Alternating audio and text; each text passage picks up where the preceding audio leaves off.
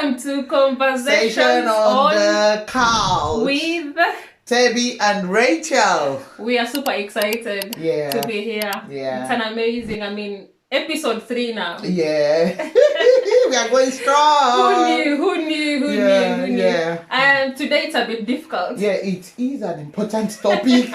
And in fact, I can't wait for us to just dive into it and just talk about it. Yeah, without really beating the bush, how do you start having sexual conversations with your child? Like you said the other time, when, where? How do you even start? It's not funny. Like I always tell my child, when you're about to talk about something that is important, and they are, this can make them and it can mar them. So you want to get it right. You have to try and get it right. But I think from how I grew up, I don't know how your situation was. For me, while growing up, I never had the talk with my mother. There wasn't anything. It's just that there was always something at the back of my mind that I had, knowing that you can't bring a boy home. In fact, you can't bring a friend whatsoever. You can't even start. Yeah. It was just embedded in my head, but sitting down and having that conversation with your parents, saying this is this. No, even in terms of growing up, puberty stage. Yeah, you never had it. No. Okay, let me give you. Things happened. Okay, let me give you my own, my darling. What happened that day, that fateful day? All of a sudden, I saw blood. And there was no auntie there. It was just me, my sister, and my mom. I saw this blood and I ran to my mom. Mommy, this is what I saw. And she was like, I think I've injured myself. She said, no, sit down now. I need to talk to you. Now you are a full grown woman. And I said, what? What? You don't allow anybody to touch you. You don't even talk to anybody. That was the lecture I got from my mom. So you can imagine the way I see boys then. In fact, for my elder sister, it was a bad experience because she had to tell the boy in my compound, like, you don't have to talk to me because my mom says if you talk to me, I will be pregnant. That was how I got my own. So you can imagine how I had to figure it out myself. Though she was able to help at the long run, but that was the way she gave it to us. Like, you can't talk to any boy, you can't have a boyfriend. When you talk to a boy, then it's pregnancy. But then also, I think for me in my setting, I wasn't staying with my mom. I was in a boarding school. So I think by that time when I hit puberty, I was with a relative. And then obviously secondary school, boarding, I was in boarding. HSC boarding, then just life happens. In boarding, obviously, you get to learn from other girls. Yes. That is another thing about this, our time and age now. If you don't tell them, someone else out there will teach your child. Yeah. So it's better as a mom, as a dad, because there are some dads that are like mom. Sit them down and let them know what they need to know as soon as they get to puberty. As soon as they start developing, they start seeing different developments in their body. As soon as their body starts changing. And the children of nowadays, Rachel, you'll be amazed that from age 6, from age 7, from age 8. In fact, the earliest stage now is 7. The girls, you start seeing changes. You're telling me, my daughter, that the earliest time to have a conversation with your child should be between 6 and 7. Rachel, I googled it. I've missed them. My daughter is very... I'm guilty of it. And I'm thinking, should I rush and have that conversation? No, we can't rush it. We have to let them understand what is this. I won't lie to you, I've missed it as well. Because yesterday I had to Google it. At what time do you discuss this topic with your child? And I know that kids do have these sessions at school, but it's different when it's coming from a parent. Yeah. It's very important. It is important. And I think with you telling them, it makes them feel safe to want to tell you whatever is happening in their body. You know what Google told me yesterday was 6 to age 7. I'm like, what? Which is the truth, because the children of nowadays, Even if you don't tell them, they know. My son was telling me something. Then he was still in, it was in year 3, year 4. He said that a friend was telling me in school about how the dad and mom was having sex. I believe we are all mature adults. And these are conversations, obviously, that kids have out there. So you imagine yourself as parents, you failing not to tell them because you believe it's a big word like our parents in those days do. These children of nowadays knows more than us. They read a lot in the books. They see a lot on TV. It's not like our days that you watch a whole movie without you seeing people kissing each other. What do you want to tell your child? It is an important topic that we parents, as soon as you notice that your son, your daughter is getting to a stage of puberty, let them know what that growth means. Let them know the consequence of what is coming out of that their body. Let them understand it. Don't sugarcoat anything for them. It's now time to be truly, you can really make it short. But when they need to know that this is vagina, for now, when the penis comes into the vagina, it leads to, let them know. It's not like you saying, yes, this is bum bum, this is wee wee. It's not a time for bum bum and wee wee. No, seriously. If you're saying it's bum bum, it's wee wee. No, I let my children know. Thank God I have boy, I have girls, same as you. This is penis, this is vagina, this is breast. There is a nipple on the breast. It's not. Yes, it's not boobs. It's not. And some people can sugarcoat it. Booby. Yes. Now is now time. Melons. Yes. It's now time for you teach them personal space. Personal space matters. You see them even as siblings. Let them know what personal space is. Where the boundaries are. You let them know. You know, there were a time when they were small and you tell them nobody should touch your private part. Now it's time for when you let them know, yes, we need to have a conversation. It's not about private part alone. And as you're saying that triggers something. As you say, don't let anyone touch your private parts. You as a parent, when you're having this discussion with your child, you're creating a safe space for them. Want to know what is private, and if it is private, don't put it out. It is private for a reason. Exactly. So cover it up. Yes. And if someone touches it, then you're crossing the boundary. And then you can go to mommy or daddy, because we have dads who are raising girls or boys, or even boys, they need to know. There's a boundary here. I think there are stages in parenting concerning this issue we are talking about. There are stages, like I said earlier, where you say, don't let anybody touch your private part, because what I taught my kids was, you don't let anybody touch your breast, don't let anybody touch your thigh. Now, all those private parts. But now, it's not about talking about vagina, because they are growing. I have my daughters, I have 6, I have 8. You're having really conversation. It's now time to let them know this is vagina, this is penis. And for now, this is what is happening in your body. And you need at to that know. stage. So you're approaching it phase by phase. Yes, phase by phase. So also for me, my problem is we are in this generation whereby we have teens or pre-teens who think that it is alright, it is okay to be touched, to have sexual relations. I was saying something. This generation, Rachel, later, the level they've gotten into concerning all these things we are talking about, in our days and age, then was something dreadful. You will see a lady go into a marriage virgin, and the husband will still be there tackling it for 1 week. Imagine, massaging it just to make sure to penetrate. But you see, children of nowadays, Rachel, let's be raw, let's be factual, because we are both mothers. Children of 10 years, they are there already. They've known what it is. They've done it all. But do you think that there's been even a safe space? No, I was telling you, Rachel, that there will be a time where sex will be just like a physical education, whereby an exercise. Jogging. Because they'll just, they don't know each other. Maybe they are just going on the streets and all that. You just see them, hello, are you okay? How do you feel? I feel like having sex, and they'll just go to a corner, and yes, it has gotten to this generation. That they'll just have sex and just casual, and it's it's alright. It's not right. It's not right. What is not right is not right. It's wrong.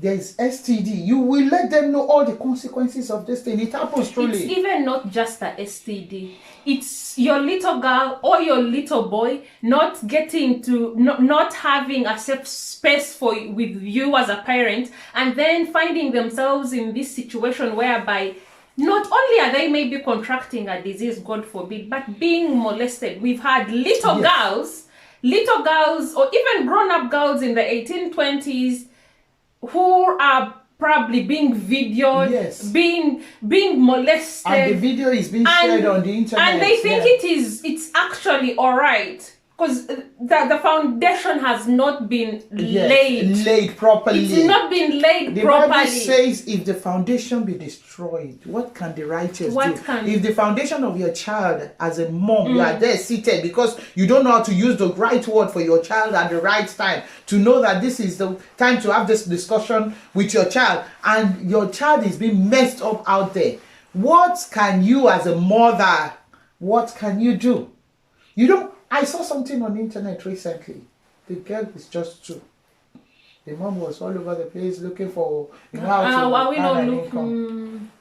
So we really have a lot to do, especially when you have a child in this generation. You need to have that talk. We need to have. There is no way around it. Our parents had it with us, though, because I could remember when I was there. Just by the mere fact that my mother has looked at you, then something in your brain. There is something in your brain. My mom gave it to me. I told you about a video I watched about a guy. He said when the mom was about to have the conversation with him, he was even like 16 then. He said the mom said, okay, sit down, let me tell you what this is. Now you are a boy, you've grown to puberty stage and all that. If you sleep with a girl, then half of your glory is going with that girl. I like that. The guy said he held on to that word for a very long time, that when it was time for him to even choose a wife, he saw the girl, or our body at times, and they made love. And he held on to that girl, even when the girl was doing the wrong thing to him. He held on to that girl, that this girl, you are going with my glory. He had to go back to the mom, that this is what this girl had. She has my glory. The mom now had to educate him again that no, it's not, mothers, whatever language you need to use for your child now for them to get it. There is a proverb in my language, and I don't know if it's there, but they say that you bend a stick when it's little.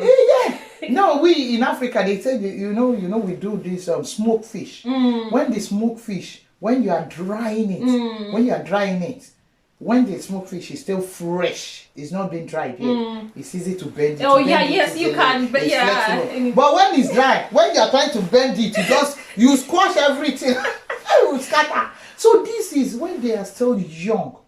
When you are trying to mold them, let's talk to them about sex. But how do you actually now? Let's explore how you actually have these conversations. Like when, how, where, what language to use. So I think one way of bringing these conversations to light with our children is using day-to-day situations. Say you're together, you're watching a TV program, and something doesn't seem right. I mean, we are in an era of TikTok. Anything is. Anything and everything is moving. Point it out if you feel uncomfortable with it and you're with your children. Point it out. Tell them that no, the way this was handled. Tell your child it is not right. Because most of the time that we are with our children, we are either walking about or we are watching TV. They are on our phones. So that information, the situation that they are going through, you can pinpoint on that, build on it, and then make it relevant to their setting so that they are aware, and then they can say, no, but mommy told me that that's not right, or if you found yourself in that situation, this is how you do it. So don't wait for the tea time, because when will the time come? Exactly, when will the time come? I think that's a good point. And at times, I think one of it is using the actual body language to talk to them. Like I said earlier, vagina is vagina. Yes, my darling, I have to be raw now because we are talking about our children here. Breast is breast. There is a nipple on it. Penis, I let my children know this is penis because at times when they are washing their body in the morning, I say, no, wash your vagina, make it clean, wash your armpit, you know, let them know what it is. It's not a, wash your, what's it called? Kuch. Wash your, you know all those language. When you need to be factual with them, don't sugarcoat it. Let them know the actual genitals, you know. Tell them the name so that nobody will be saying it outside and they are like, and they are sure. They will be like, yes, I've had a discussion with my mom. My mom talked about it. And I think that you've built a certain level of confidence and trust. When anything is even happening, you know, they will be able to approach you, Mom, this is what I see. You know? Or so and so said something. Because you've already laid a foundation. Exactly. You know, it's not like me that saw blood now that I thought I hurt myself, that I went to my mom, like maybe I sat on something. No. When you are using the actual body, later, this vagina, the blood will come out. You let them, yeah, we need to let them know. We have to be raw as we can for them to understand it, so that when they are hearing it, even when they are doing their biology, when they are doing their science, when they are talking about, because I remember then, when we are doing all this biology science, you know, it's an issue. Even the teacher that is teaching will be confused because the way everybody will be talking. By the way, that's the thing. Like, everyone would be very surprised in biology lessons. Because they're talking about, is it a reproductive system?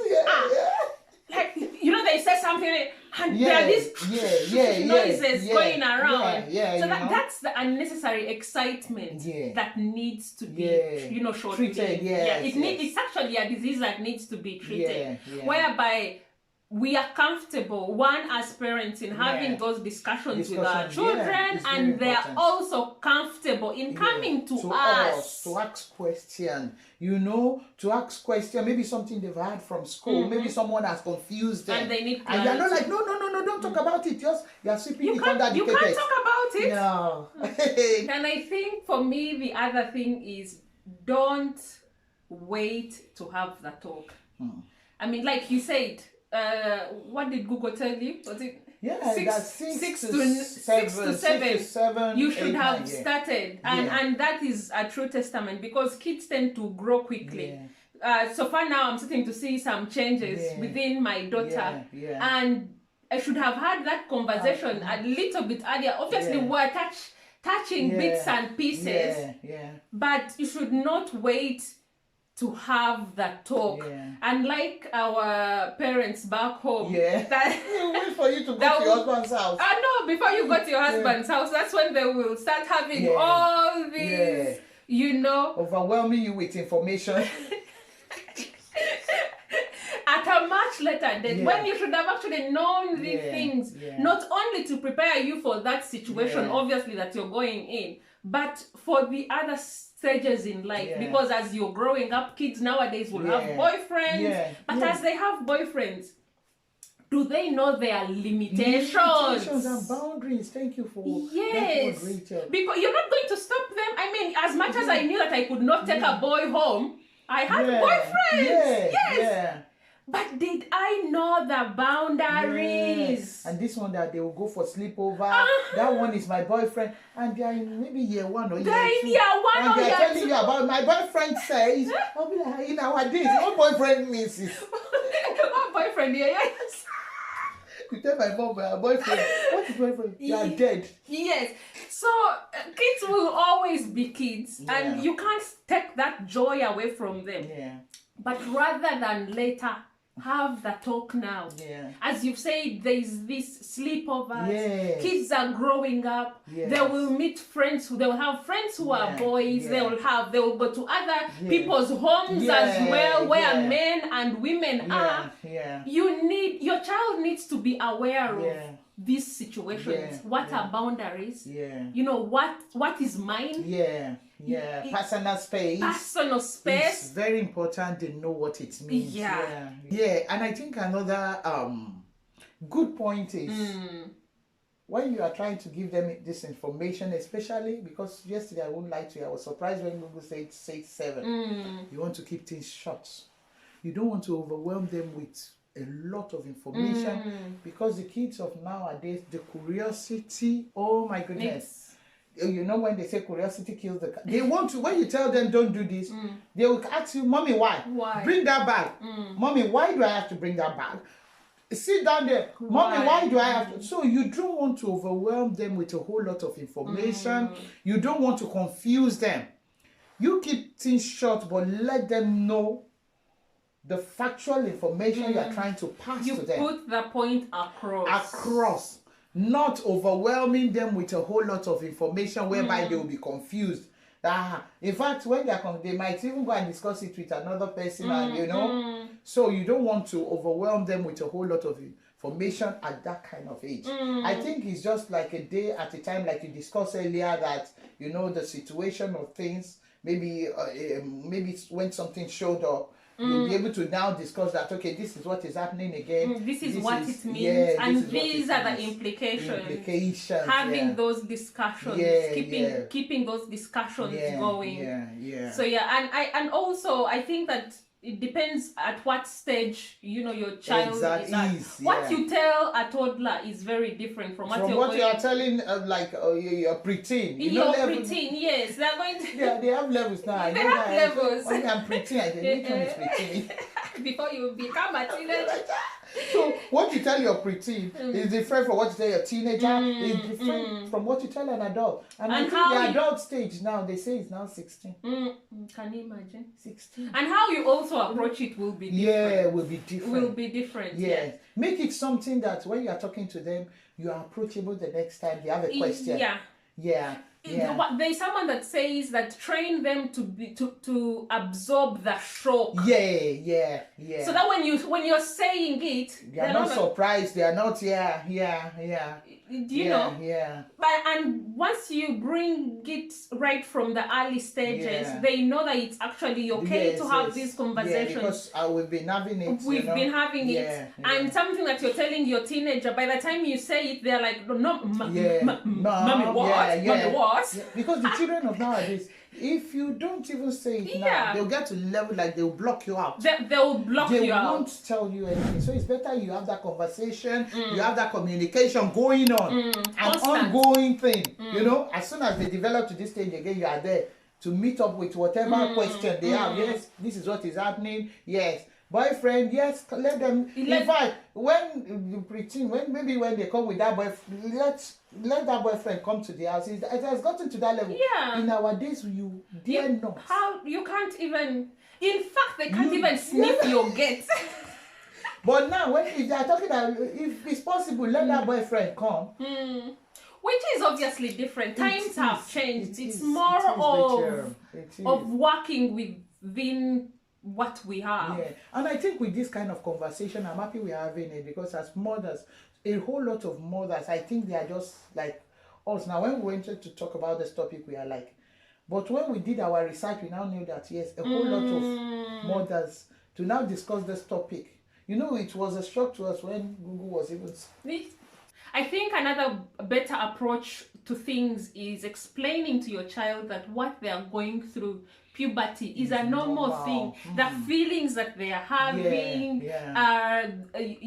whatever changes that they are going through, that it is a normal thing. And it's good, like for maybe like teenagers. You know, when they're telling you, I love so and so, I've been heartbroken, I have these feelings, for you to come up and say, oh, by the way, I've felt like this before, and for them to associate with you and know it's actually a normal thing. Like it's okay, it's not very alien, or I've gone through this, as women, these changes in our bodies.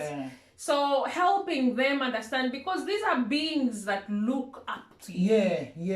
So you just have to let them understand. It's like the way people get shocked, like kids get shocked when they know that their mother and father are actually engaged in sexual intercourse. They're like, ooh. It's a normal thing. But then it becomes a normal when you've not been having these discussions. That's when the topics become alien to the children. So letting them know that, there are emotions involved, there are changes involved, and everything is normal is very key. And I think I want to round it up with faking it. I had that word and I love it. Say, fake it till you make it. When I had it, I didn't understand it first. But I think as a mom, when you think of that word, as a mom too, because I have my system for my children. There's a system you use for each child when you know that, okay, I need to let this boy sweep this floor. There's a way you talk to them. Look at that guy I told you that the mom said, you are taking part of your glory. At times, we African moms, especially, if we need to fake it for them to get the point, let's try to fake it for them. You package it. The guy said for a while that he kept himself and saying, this is my glory. I won't share it with anyone. I'm only going to share it with you. If you need to fake it as a mom, fake it, package your truth, package your package your life, package your truth. Just to scare them away from what they are not supposed to do. At that stage, there are some things they are not supposed to. If they are not ready, they are not ready for it. There are some things they are not supposed to go into. One, premarital sex is not even a good thing. You want to be ready for what we are even talking about. You let them know this is what you do between a man and a woman. At times you let them know it's after marriage. And maybe the consequences. You let them know. Why is it? It's not, for me, the only problem that I have with our setting where we come from is telling you, don't do this, but why are you... Yes, you let them know the consequences. Which is very good. It's not about stopping someone from doing something, because as they grow up, they'll have feelings, and they want to act on those feelings. Exploit and say which is okay. It's good. I mean, go and experiment. That's the best teacher. But it is understanding, if I do this, exactly, what am I going to reap from it? It's okay. If you want to go and have sex, let them know that there are consequences. Sex, but there are consequences. Let them know about, because it's responsibility that comes with it. My son, this is just a short. Mommy, I want a pet. Mommy, I said, can you take care of yourself? He says, no. I say, I'm the one taking care of you. And right now, I can't even afford to have a pet with you. I love pets as well. But for me to now get a pet for you, I will now be the one. No, you should be able to, for him to have made, you want that decision, let them know that, it is okay. If you want to act on your feelings, it is totally fine. I think it's more creating that safe space of knowing, okay, if something happens, I have a home, I have a parent, I have someone to go and talk to. But understanding the consequence of things. Exactly. So if you need to fake it as parents, until I think it's very important. Package your words, give it to them, because we grew in it. You know your way around your children. You know what you need to tell them that will make them flee from that kind of decision they want to. As a mother, just do whatever you need to your do instincts. to protect your child from all the information flying around. There are lots of information. And the thing is that we normally say this: if you don't say it to them, then someone else will say it to them. And the results you might not like them. Yeah. In fact, you'll be involved in the result. You too will suffer. So and the shame will come upon you. So you don't even want to let it slide. And then you will start now covering. No. Yeah. So it's better we just talk about it, and for them to understand. There are difficult conversations to have, but it is like important. we said in the beginning of this video. How? Where? When? Who is going to say it? Just face it already and do what you need to do. I know some people that will package their children and take them to their aunties to have these conversations. But you just have to, seriously. In where I come from, so basically your mother doesn't actually talk about these things with you. They would take you to your auntie from your dad's side. Okay, to explain to you. Can you imagine? Yes, I'm sure yes. a lot of people has different That's experience. their role. That's Wow. their role of Wow. your auntie from your dad's side. Wow. We call them sengas. Wow. And they're supposed to Educate you. So let's say. Yeah, sex education is important. So sex education is important. But for us living and working in their diaspora, you have to take it upon yourself to have these uncomfortable discussions with your children. And until next time, remember to like, comment, share, and subscribe. Conversations on the couch.